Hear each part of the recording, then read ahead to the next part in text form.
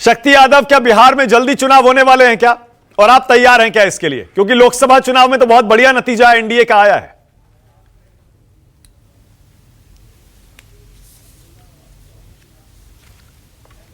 Party 24/7 तैयार रहती है और 19 के रिजल्ट भी हम लोगों ने देखा है और 20 का रिजल्ट भी देखा है।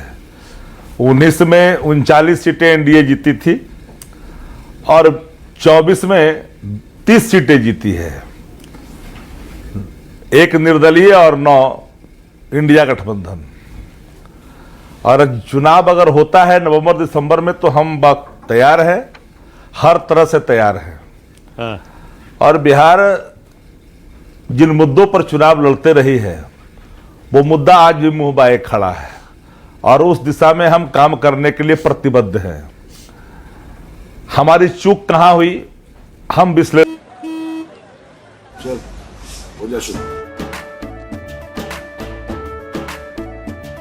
केसरिया से मन जोगी हुआ रे, दिल झूमे देखो पतवारा हुआ रे, दिल झूमे देखो पतवारा हुआ रे।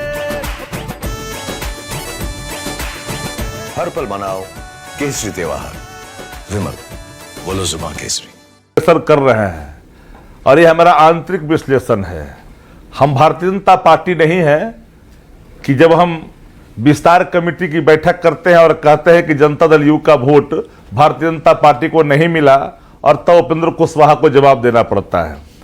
हम मेरे आंतरिक बैठक चल रहे हैं, अपनी चूकों को देख रहे हैं, कहां पर क्या हुआ वह भी समझ रहे हैं और हम उसकी चर्चा भी नहीं करना चाहते हैं। शक्ति भाई, चर्चा करेंगे, शक्ति भाई, पात्र खुल करके सामने आएगी। शक्ति भाई, एक बात बताइए, मैंने अभी अभी आंकड़ा दिखाया।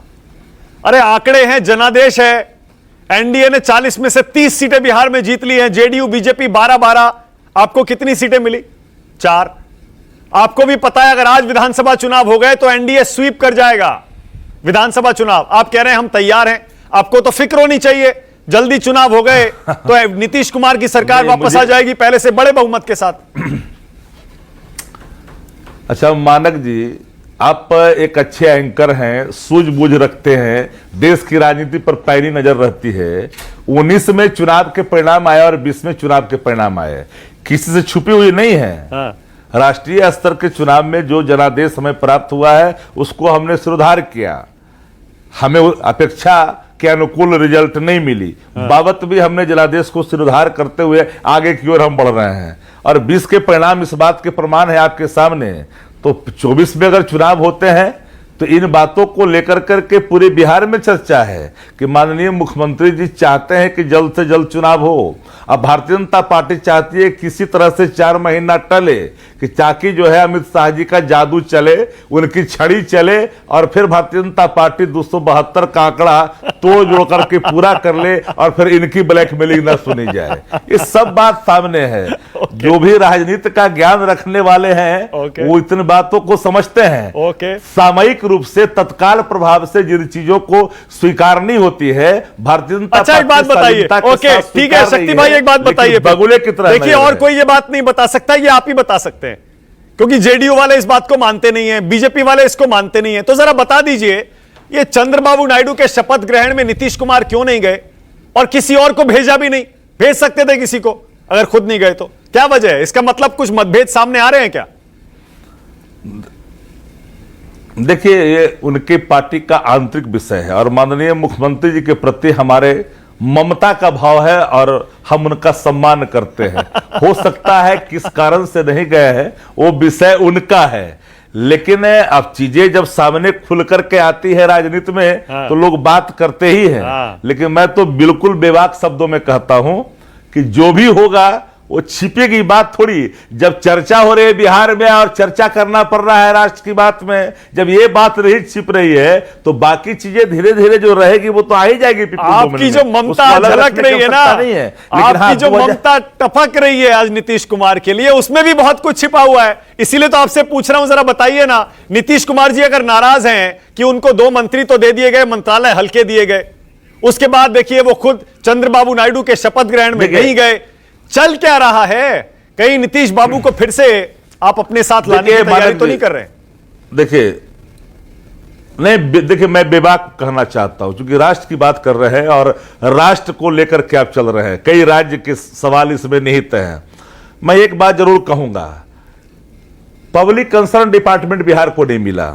यह बात हम विपक्ष होने के नाते नहीं कर रहे हैं, क्योंकि इच्छा और आकांक्षा का प्रकटीकरण मंत्रिमंडल विस्तार के पहले कई सांसदों ने किया जो उनके घटक दल हैं, बाबत भी वो पद प्राप्त नहीं हुआ।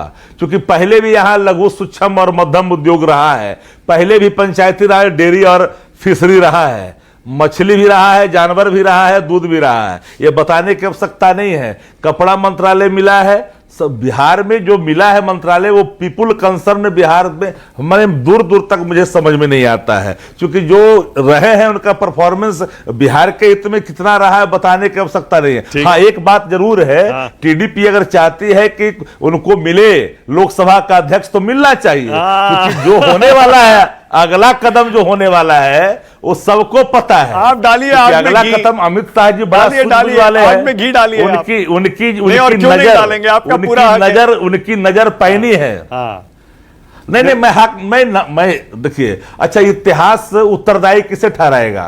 अच्छा एक बात बताइए मानक जी, कि जब पीपुल डोमेन में जो चीजें आई, चुनाव के पहले 400 पार, चुनाव के मध्य में 400 पार, चुनाव के बाद 400 पार, चुनाव बिफोर एग्जिट पोल 400 पार, चुनाव के बाद एग्जिट पोल 400 पार, क्या इसके लिए उत्तरदायी उन संस्थानों को नहीं ठहराया जाएगा जिन लोगों ने पीपुल डोमेन में एक परसेप्शन नायक बनाने की कोशिश की? क्या इतिहास इस बात को नहीं दोहराएगा? शक्ति भाई एक सेकंड, वो हम चीजें नहीं।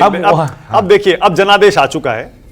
जनादेश बाकी राज्यों में जहां जहां बीजेपी के खिलाफ आया, जैसे महाराष्ट्र, नहीं एक मिनट, जैसे महाराष्ट्र, वहां के आंकड़े, वहां का आईना मैं बीजेपी को और एनडीए को दिखा रहा हूं, लेकिन आपको मैं आईना बिहार के आंकड़ों का दिखा रहा हूं।